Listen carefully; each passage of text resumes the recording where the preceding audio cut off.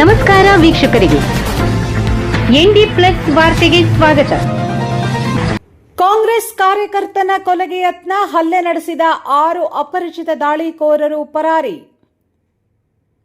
ಉತ್ತರ ಕನ್ನಡ ಜಿಲ್ಲೆಯ ಅಂಕೋಲಾ ಪಟ್ಟಣದಲ್ಲಿ ನಡೆದ ಆಘಾತಕಾರಿ ಘಟನೆಯಲ್ಲಿ ಸ್ಥಳೀಯ ಕಾಂಗ್ರೆಸ್ ಕಾರ್ಯಕರ್ತ ಗೋಪಾಲಕೃಷ್ಣ ನಾಯಕ್ ಅವರ ಮೇಲೆ ಅಪರಿಚಿತ ದುಷ್ಕರ್ಮಿಗಳ ಗುಂಪೊಂದು ಚಾಕುವಿನಿಂದ ಹಲ್ಲೆ ನಡೆಸಿದೆ.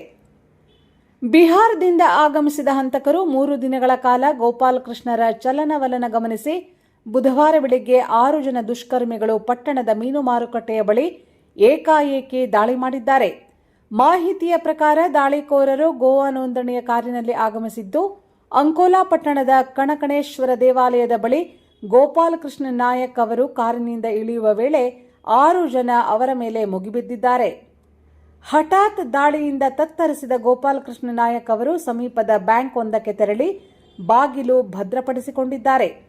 ಆದಾಗ್ಯೂ ದುಷ್ಕರ್ಮಿಗಳು ಗೋಪಾಲಕೃಷ್ಣ ನಾಯಕ್ ಅವರ ತಲೆ, ಕುತ್ತಿಗೆ ಹಾಗೂ ಹೊಟ್ಟೆಗೆ ಚಾಕು ಚುಚ್ಚಿದ್ದಾರೆ.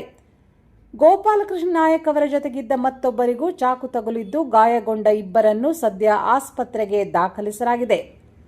ಸ್ಥಳಕ್ಕೆ ಉತ್ತರ ಕನ್ನಡ ಜಿಲ್ಲಾ ಪೊಲೀಸ್ ವರಿಷ್ಠಾಧಿಕಾರಿ ದೀಪನ್ ಸ್ಥಳಕ್ಕೆ ಭೇಟಿ ನೀಡಿ ಪರಿಶೀಲನೆ ನಡೆಸಿದರು. ಪೊಲೀಸರು ಹಂತಕರ ಶೋಧ ನಡೆಸಿದ್ದಾರೆ.